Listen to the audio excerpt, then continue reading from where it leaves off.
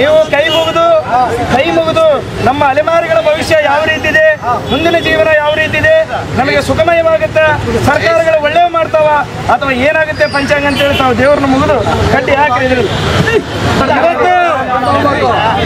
ಇವತ್ತು ಪಂಚಾಂಗದ ಪ್ರಕಾರ ಅಲೆಮಾರಿ ಸಮಾಜಗಳ ಪ್ರಕಾರ ಇವತ್ತೇನು ಎಲ್ಲರ ಪರವಾಗಿ ಶಿವಕುಮಾರ್ ಅವರು ಏನು ಕಡ್ಡಿ ಹಾಕಿದ್ರು, ಆ ಕಡ್ಡಿಯಲ್ಲಿ ಸರ್ಕಾರ ನಮಗೇನು ಕಾಂಗ್ರೆಸ್ ಸರ್ಕಾರ 59 ಅಲೆಮಾರಿ ಸಮಾಜಗಳಿಗೆ ಅನ್ಯಾಯ ಮಾಡಿದ್ದು ಸ್ಪಷ್ಟವಾಗಿ ಪಂಚಾಂಗದಲ್ಲಿ ಕಾಣ್ತಾ ಇದೆ. ಹೌದಾ ಸ್ವಾಮಿ?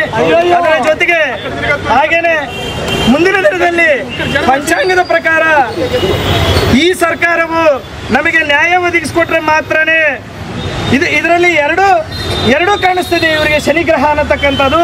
ಅದು ಎರಡು ಯಾವುದಂತಂದ್ರೆ ಡಿಸೆಂಬರ್ ಅಲ್ಲಿ ಇವರ ಸೀಟು ಮೆಲ್ಲಕ್ಕೆ ಅಲಗಾಡಂತ ಪರಿಸ್ಥಿತಿ ಕಾಣಿಸ್ತಾ ಇದೆ. ಇದು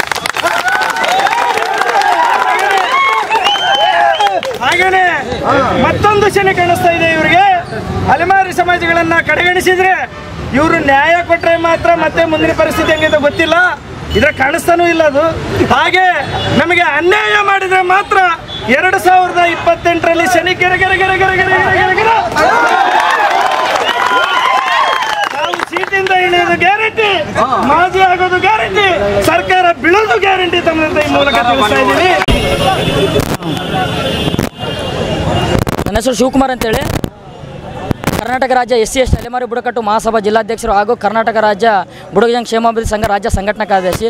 ಇವತ್ತು ನಾವು ಏನು ಹೋರಾಟ ಮಾಡ್ತಾ ಇದ್ದೀವಪ್ಪ ಅಂದರೆ ದಿನಾಂಕ 19/8/2025 ನಾಗಮೋಹನ್ ದಾಸ್ ವರದಿ ಜಾರಿಗೊಳಿಸಬೇಕಂತೇಳಿ ಸಚಿವ ಸಂಪುಟದಲ್ಲಿ ತೀರ್ಮಾನ ತೆಗೆದಿದ್ದಾರೆ.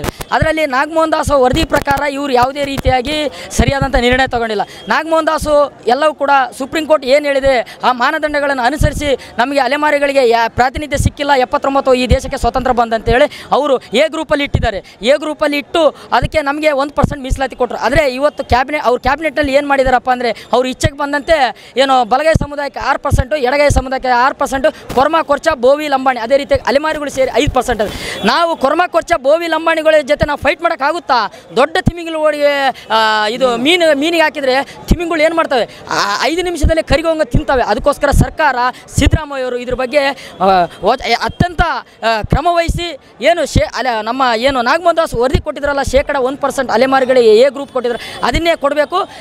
ಈ ಸನ್ಮಾನ್ಯ ಸಿದ್ದರಾಮಯ್ಯ ಸಾಹೇಬ್ರೆ, ನೀವು ಶೋಷಿತರ ಪರವಾಗಿರುವಂಥವ್ರು ಈ ಕೂಡಲೇ ನೀವು ಸಚಿವ ಸಂಪುಟವನ್ನು ಪುನಃ ಕರೆದು ಕ್ಯಾಬಿನೆಟ್ ಮಾಡಿ ಏನು ಅನ್ಯಾಯ ಮಾಡಿದಿರಿ ಅದು ನೀವು ತಿಳಿದು ಮಾಡಿದಿರೋ ಗೊತ್ತಿಲ್ಲ ನಮಗೆ. ಇವತ್ತು ನಿಮಗೆ 3 ದಿನ ಟೈಮ್ ಕೊಡ್ತಾ ಇದ್ದೀವಿ, 3 ದಿನ ಡೆಡ್ಲೈನ್ ಸರ್ಕಾರಕ್ಕೆ ಕೊಡ್ತಾ ಇದ್ದೀವಿ. ಈ ಕೂಡಲೇ ಕ್ಯಾಬಿನೆಟ್ ಕರೆದು ಏನು ನಾಗಮೋಹನ್ ದಾಸ್ ವರದಿ ಪ್ರಕಾರ ಅಲೆಮಾರಿಗಳಿಗೆ ಪ್ರವರ್ಗ ಎಲ್ಲಿ 1% ಕೊಟ್ಟಿದ್ರು ಅದನ್ನು ನೀವು ಕೊಡಬೇಕು, ಸಾಮಾಜಿಕ ನ್ಯಾಯನ ಮೆರಿಬೇಕಂತೇಳಿ ಈ ಮೂಲಕ ನಾನು ಸನ್ಮಾನ್ಯ ಸಿದ್ದರಾಮಯ್ಯ ಅವರಿಗೆ ಆಗ್ರಹ ಮಾಡ್ತಾ ಇದ್ದೀನಿ. ಅದೇ ರೀತಿಯಾಗಿ ಅಲೆಮಾರಿಗಳು ಇವ್ರು ಏನಪ್ಪ ಅಂದರೆ ಅಸ್ಪೃಶ್ಯ ಸಮುದಾಯಗಳು ಇವ್ರು ಹೋಗಿ ಸ್ಪರ್ಶರತ್ರ ಆಗ್ತಿರಲ್ಲ ಸ್ವಾಮಿ, ನಿಮ್ಗೆ ಏನನ್ನೈತ? ನಾವು ಕೋರ್ಟಿಗೆ ಹೋಗಲಿಕ್ಕೆ ಸುಪ್ರೀಂ ಕೋರ್ಟಿಗೆ ಕದ ತಟ್ಟಲಿಕ್ಕೆ ನಾವು ಈಗಾಗಲೇ ತಯಾರಾದ್ವಿ. ನಮಗೆ 3 ಪಾಯಿಂಟ್ ಸಾಕು. ಏನು ಸುಪ್ರೀಂ ಕೋರ್ಟ್ ಮಾನದಂಡಗಳಿದ್ದಾವೆ, ನಾಗಮೋಹನ್ ದಾಸ್ ಅವರು ಅವನ್ನೆಲ್ಲವೂ ಕೂಡ ಮಾನದಂಡಗಳ ಪ್ರಕಾರ ಮಾಡಿದರೆ ನೀವು ಆ ಮಾನದಂಡಗಳನ್ನು ಎಲ್ಲವೂ ಗಾಳಿಗೆ ತೂರಿ ನಿಮ್ಮ ಇಚ್ಛೆ ಬಂದಂತೆ ನೀವು ಮಾಡಿದಿರಿ.